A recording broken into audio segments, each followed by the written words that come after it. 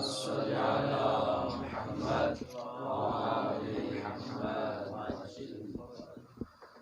اعوذ باللہ من الشیطان اللعین الرجیم، بسم اللہ الرحمن الرحیم، الحمد للہ رب العالمین، وصلی اللہ علی سیدنا محمد وآلہ الطیبین، لا سیما علی بقیۃ اللہ فی الارضین، واللعن الدائم علی اعدائہم اجمعین۔ اللہم اغفر لی الذنوب التی تغیر النعم۔ آج کا جو جملہ ہے، شخص داعی خداوند قدوس سے طلب کرتا ہے کہ اے خدا میرے وہ گناہ معاف کر دیجئے جو میری نعمات کو تبدیل کر دیتے ہیں، جو باعث بنتے ہیں کہ میری نعمات متغیر ہو جائیں، تبدیل ہو جائیں۔ واضح رہے کہ نعمت دراصل اس حالت کو کہتے ہیں جس حالت کے سبب انسان لذت اور خوشحالی حاصل کرتا ہو۔ جو شے انسان کے خوشحالی کا سبب بنے، انسان کے لذت کا سبب بنے، وہ لذت ظاہری ہو یا باطنی ہو، تو اس شے کو نعمت کہا جاتا ہے۔ یہ نعمہ بفتح نون و عین سے ماخوذ ہے، اس سے مشتق ہے جس کا معنی کسی شے کا نرم ہونا یا لین ہونا ہے، لیکن لغت کے اعتبار سے اس کا جو استعمال ہے اور عرف میں اس کلمے کا جو استعمال ہے نعمت کا، وہ اس شے میں ہوتا ہے جس سے انسان لذت حاصل کرتا ہو اور خوشحال ہوتا ہو۔ یہ نعمت ہے، اور نعم اس نعمت کی جمع ہے۔ نعمات خداوندی لا یحصیٰ ہیں، عدد و شمار سے باہر ہیں کہ آدمی اسے گن سکے، شمار کر سکے۔ ان تعدوا نعمت اللہ لا تحصوها، اگر تم گننے چاہو نعمت الہی کو تو شمار نہیں کر پاؤ گے، وہ شمار سے باہر ہے۔ لا متناہی نعمات ہیں خود انسان کے وجود کے اندر اور وجود کے باہر، جو نعمات اس وجود اس وجود کے لیے مفید ہیں اور فائدہ مند ہیں، وہ اتنی تو زیادہ ہیں کہ آدمی اسے گن نہیں سکتا۔ پھر آپ دیکھیے کہ یہ جو تغیر نعمت ہے، یہ تغیر از طرف خداوند قدوس نہیں ہے کہ خدا نعوذ باللہ ظلم کرتا ہے عبد کے اوپر اور اس کی نعمات کو تبدیل کر دیتا ہے، بلکہ یہ تغیر خود انسان کی طرف سے ہے۔ انسان خود ایسے اعمال اور افعال انجام دیتا ہے جس کی وجہ سے نعمات متغیر ہو جاتی ہیں، اور قرآن مجید میں بھی ہے کہ ان اللہ لا یغیر ما بقوم حتی یغیروا ما بانفسہم، خدا اقوام کو، قوم کو تغیر میں نہیں ڈالتا، کسی بھی چیز کو تبدیل نہیں کرتا یہاں تک کہ وہ خود تغیر کا سبب نہ بنے، خود وہ تغیر کے اسباب مہیا نہ کریں۔ یہاں امیر المومنین علی بن ابی طالب کا ایک قول ہے،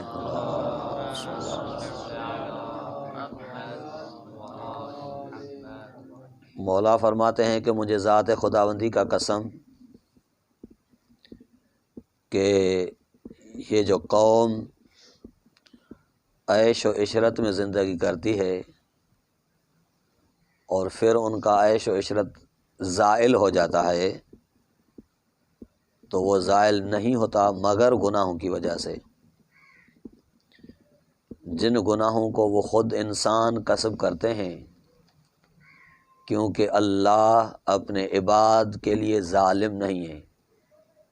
لیس بظلام للعبید، خداوند قدوس عباد کے اوپر، عبید کے اوپر ظلم نہیں کرتا، تو اس کے اسباب وہ خود مہیا کرتے ہیں گناہوں کی وجہ سے۔ اب دیکھیے ان نعمات الہی میں سے سب سے بڑی نعمت، عظیم نعمت خود ولایت اہل بیت علیہ السلام ہے، کیونکہ بہت سی روایات میں یہ لفظ استعمال ہوا ہے کہ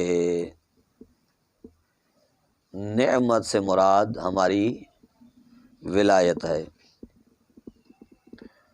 جس طریقے سے ایک روایت میں ہے کہ نحن واللہ نعمت اللہ التی انعم اللہ بها علی عبادہ، بتحقیق وہ نعمت خداوندی ہماری ذات ہے، ہماری ولایت ہے، جس کو خداوند قدوس نے عباد کے اوپر لازم فرمایا ہے، احسان فرمایا ہے، اور اسی وجہ سے انسان فوز ہوتے ہیں، کامیاب ہوتے ہیں۔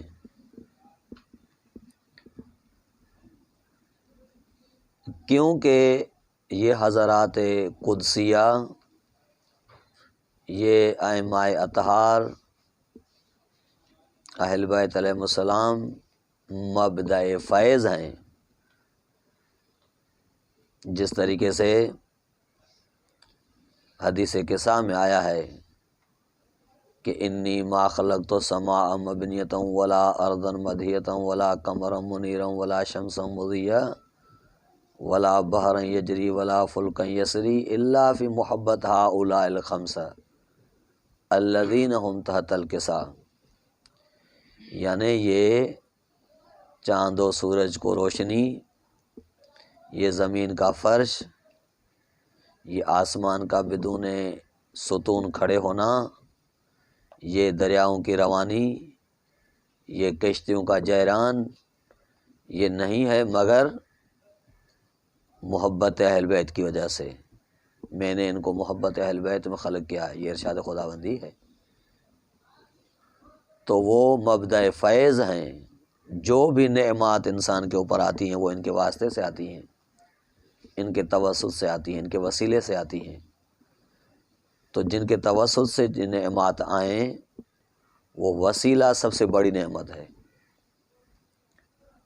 اور اگر انسان چاہتا ہے کہ اس نعمت کو محفوظ رکھے اپنے پاس، تو وہ بھی طریقہ خداوند قدوس نے بتایا ہے کہ اس عظیم نعمت کو اگر اپنے پاس باقی رکھنا چاہتے ہیں تاکہ نعمات بلا فاصلہ آپ تک پہنچتی رہیں، تو اس کا طریقہ یہ ہے کہ آپ اہل بیت سے مودت کریں۔ قل لا اسألکم علیہ اجرا الا المودۃ فی القربى، یہ مودت فی القربى کا جو سوال نبی پاک نے فرمایا، یہ اسی وجہ سے نہیں کہ اس کا فائدہ کوئی اطرت کو پہنچتا ہے، اس کا فائدہ کوئی پیغمبر خدا کو پہنچتا ہے؟ نہیں، بلکہ یہ مودت کی طلب اسی وجہ سے تاکہ نعمات آتی رہیں، وسیلے سے جب آپ منسلک رہیں گے، مربوط رہیں گے،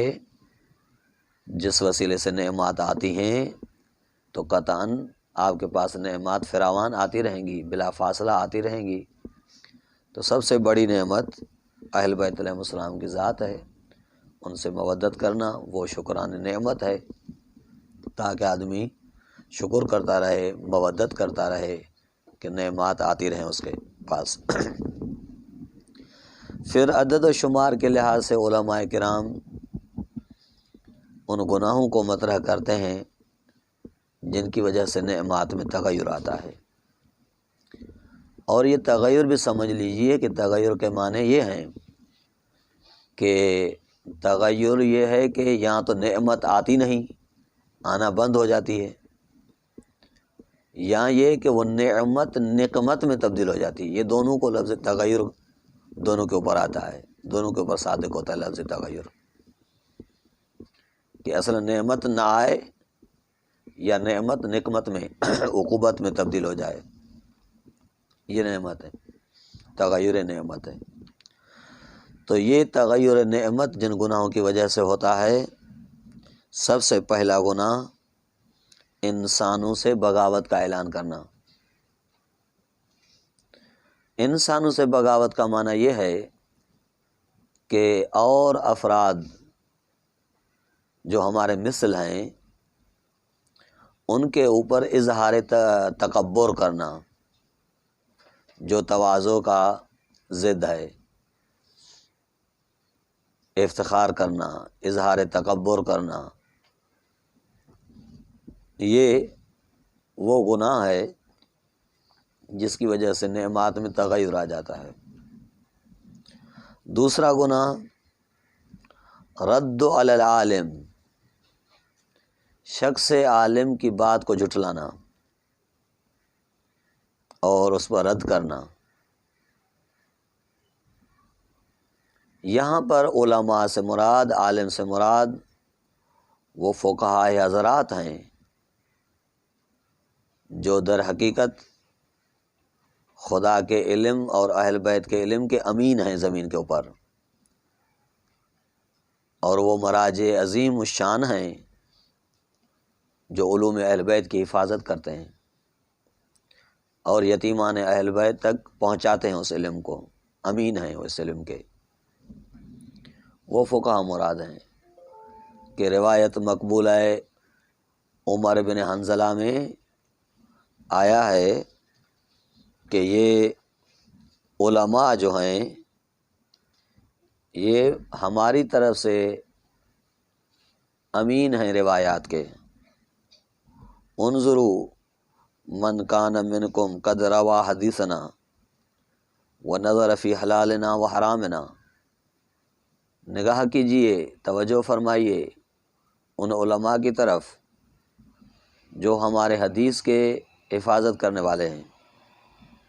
اور حلال و حرام میں نظر رکھتے ہیں اور ہمارے احکام کو صحیح طریقے سے جانتے ہیں۔ پھر فرمایا کہ جب وہ حکم کریں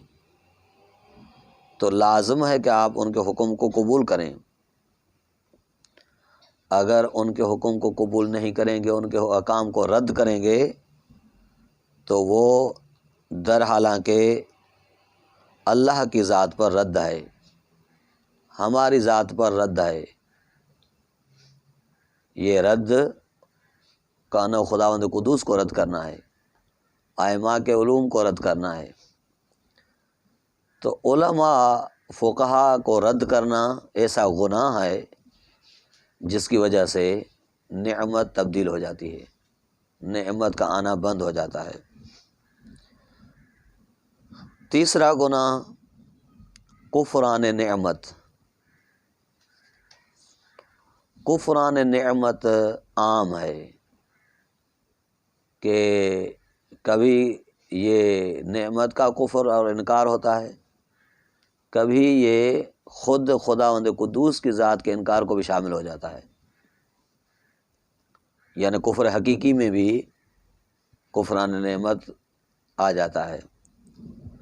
اس کے بھی مختلف مصادیق اور مختلف طریقے ہو سکتے ہیں کفران نعمت کے۔ مثلا کفران قولی ہے، کفران فعلی ہے، کفران حالی ہے۔ ایک مرتبہ انسان کفر کرتا ہے، کس طریقے سے کہ جو نعمات اور چیزیں اسے حاصل ہوتی ہیں ان کی نسبت خداوند قدوس کی طرف نہیں دیتا، بلکہ کہتا ہے کہ یہ میرا بخت تھا، یہ نصیب تھا میرا۔ بخت اور نصیب کی طرف یہ جو چیزوں کی نسبت دی جاتی ہے، یہ درواقع نعمات خدا کا انکار ہے اور کفران ہے، کہ نصیب اس طریقے سے کا تھا اور اس کا نصیب اچھا تھا اور اس کا نصیب برا تھا۔ بخت اور نصیب کی طرف یہ جو چیزوں کی نسبت دی جاتی ہے، یہ درواقع خدا سے ہٹ کر نسبت ہے اور یہ سبب کفران نعمت ہے۔ یا مثلا کوئی شخص قائل ہوتا ہے، جس طریقے سے یہودی قائل ہیں، خدا تو دیتا ہی نہیں ہے، جس یہودی قائل ہیں ید اللہ مغلولۃ، خدا کے ہاتھ بند ہیں، تو خدا نے قدوس نے کہا کہ غلت ایدیہم، ان کے ہاتھ بند ہیں، واللہ باسط یدہ، خدا کے ہاتھ کھلے ہوئے ہیں۔ تو یہ نسبت دینا کہ خدا معطی نہیں ہے، یہ بھی کفران نعمت ہے۔ یا مثلا انسان بس اوقات یہ نہیں کہتا، مگر یہ کہتا ہے کہ فاعل مطلق اور مستقل انسان کی ذات ہے، اس کے اوپر خداوند قدوس کا کوئی تاثیر نہیں ہے، یہ فاعل مطلق اور مختار اور مستقل ہے۔ مستقل فاعل یہی ہے جو چیز عطا کرے خود کو، جو چیز حاصل کرے، جو چیز حاصل نہ کرے، یعنی خداوند قدوس کا عطا اور دینے میں کوئی تاثیر نہیں ہے، یہ بھی کفران نعمت ہے۔ یا مثلا ولایت کا انکار کرنا، ولی کے ولایت کا انکار کرنا، یہ بھی کفران نعمت ہے۔ یا مثلا لوگوں کے سامنے محتاجی کا ہاتھ بلند کرنا، ہاتھ پھیلانا لوگوں کے سامنے، یہ بھی کفران نعمت ہے۔ یا خداوند قدوس کی شکایت کرنا، نعوذ باللہ بہت سے لوگ آپ نے دیکھے ہوں گے کہ وہ کہتے ہیں کہ خدا تو ہمیں نہیں دیتا، کیا ہے ہمارے پاس کچھ بھی نہیں ہے، غربت ہے، فقر ہے، احتیاج ہے، کچھ نہیں دیا اس نے، وہ فلاں کو دیا ہے جو لائق نہیں تھا، یعنی خدا کے فیصلے پر، خدا کے عطا پر اعتراض کرنا اور اس کی شکایت کرنا، یہ بھی کیا ہے؟ کفران نعمت ہے۔ تو ان اسباب سے کفران نعمت وجود میں آتا ہے، اور جب کفران نعمت آ جاتا ہے تو وہ نعمات کو تغیر کر دیتا ہے۔ اور دیکھیے گا کہ آپ غور فرمائیں کہ ہمارے اندر خود ایسے بہت سی چیزیں موجود ہیں کہ غیر سے تمنا ہم رکھتے ہیں، غیر کے آگے ہاتھ پھیلاتے ہیں اور خدا سے شکایات ہوتی ہیں، یہ سب کفران نعمت ہے، جس کی وجہ سے نعمت آنا بند ہو جاتی ہیں۔ تو آیت قرآن مجید بھی ہے کہ ان شکرتم لازیدنکم وان کفرتم ان عذابی لشدید، اگر آپ شکر کریں گے تو اضافہ ہوگا، اگر کفر کریں گے تو عذاب خدا شدید ہے، اور عذاب خدا یہی ہے کہ وہ نعمت آنا بند ہو جائے گی، نعمتیں نہیں آئیں گی۔ تو کفران نعمت۔ اس کے بعد جو چوتھا گناہ ہے الشرک باللہ، خداوند قدوس کی ذات کے ساتھ کسی کو شریک کرنا، شرک جلی ہو یا شرک خفی ہو۔ شرک جلی جس طریقے سے مشرک لوگ ہیں وہ خدا کے ساتھ کسی اور کو خدا مانتے ہیں، اور شرک خفی جیسے ریاکاری ہے، یہ شرک خفی ہے، یعنی اعمال اور ارکان میں کسی اور کا بھی خیال کرنا، کسی اور چیز کی بھی نیت کرنا، تو یہ شرک خفی ہے، یہ بھی سبب بنتا ہے کہ آدمی کے نعمات تبدیل ہو جائیں۔ اس کے بعد جو گناہ سبب تغیر نعمت بنتا ہے، مقررہ وقت پر نماز کو ادا نہ کرنا۔ کسی کی عادت ہو جاتی ہے کہ وہ وقت پر نماز کو ادا نہیں کرتا، جان بوجھ کر ترک کرتا ہے۔ ایک مرتبہ انسان مجبور ہے، وہ علیحدہ بات ہے، اس کی علیحدہ بحث ہے،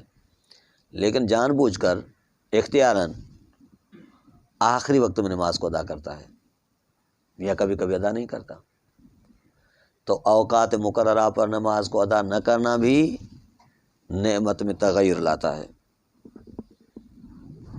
یا نعمات حقیر کو، نعمات الہی کو حقیر سمجھنا،